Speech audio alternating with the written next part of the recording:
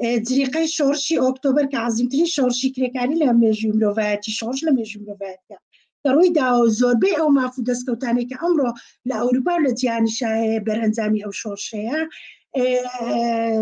هینە یەکەم جریقەی شۆڕش ژنان لێی دەدەن کە بە شۆڕشی فێبریوەری ناسراوە بە بۆنەی 8 مارس لە دژی ئەو بارودۆخە خراپەی هەیەیانە و لە دژی شەڕ و زۆربەی پیاوان ڕۆیشتن بۆ شەڕ نهاتوونەتەوە مەسئولیەت بە مل ژنان ماوەتەوە ژنانن وڵات بەڕێوە بن کارگەکان منداڵان بەخێوەکەن ژنانن هەموو مەسئولیەتی کۆمەلگا و بەڕێوەبردننی کۆمەلگا کەوتۆتە ئەستویان و کەوتۆتە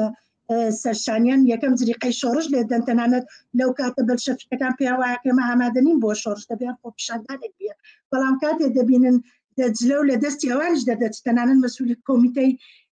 پترسبۆرگی بەلشەفیکەکان دەڵێت تعجب دەکەم لە کاتێکە ئێمە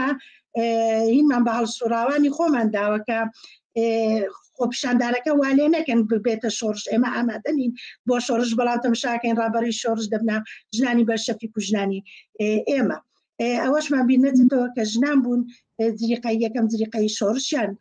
لێدا لە ساڵی 1970 و لە دوای ئەوەش ڕۆڵی زۆر کاریگەر و زۆر گەورەیان بینی و هەر ئەم شۆڕشەش بوو شۆڕشی ئۆکتۆبەر یەکەم یاسای یەکسانی ژن و پیاوی هێنا ئاراوە یەکەم جار بۆ یەکەم جار لە مێژووی کۆمەلگا بەشەریکە ژن و پیاو بە یاسایی یەکسان دەبن لە دەرەنجامی شۆڕشی ئۆکتۆبەرە و لە هەمان کاتیشا هەموو ئەو قانونانە هەڵدەوەشێنەوە کە ژنان دەکاتە کۆی لەو دەرەجە دوو دەیان کاتە ژێر دەستا